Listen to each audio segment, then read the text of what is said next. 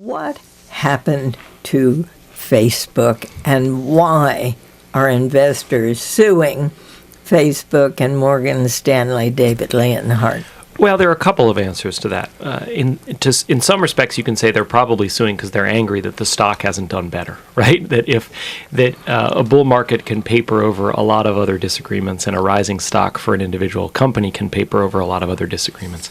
Facebook has come out. It turns out that it's coming out at a time when the news about Facebook's business is not as positive as it's been at some other times, and B, it looks like this may be a little bit frothy. It may be a little bit of a bubble, as has happened in the past. People may have gotten a little overexcited about what is, by any definition, a fantastically dynamic business, but maybe not quite worth as much as people thought. And so now then the second thing is that there's some sense that the banks and Facebook may have hidden some information. And so it really, it went from this very happy, bubbly business story to a much darker business story more quickly than the average bubbly story turns. So, Susan, what is it precisely that people are so unhappy about that could have happened before the sale began? And this goes back into some of the anger at Wall Street that we've seen in the past couple of years. So the idea is that the major bank underwriters of Facebook, Morgan Stanley in particular,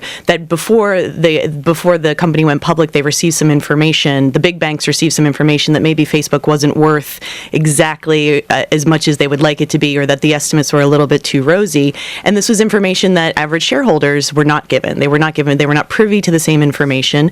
So there's this idea that there's one set of rules for the banks and there's one set of rules for everybody else. I don't think it helps Facebook that it comes on the heels of the JP Morgan $2 billion loss, and it's once again firing up this feeling that Wall Street just plays by its own set of rules, and we are victim to it. And I think you've already seen members of Congress call for an SEC investigation into Facebook and what went down and how that information was both gathered and disseminated. So I realize you're not an attorney, Ron Elving, but do the three people who are suing because of what Susan just said have a case? It seems to me it would be fun to argue their case, whether it holds up in court, whether it passes all the applicable laws, as Morgan Stanley's been saying, is another question for a court to decide. But it does seem it would be fun to argue their case, that they should have been given just the same information that any Morgan Stanley insider would have been given, and they should have known as much. Also, we have the whole question of whether or not NASDAQ was really ready to handle this kind of volume,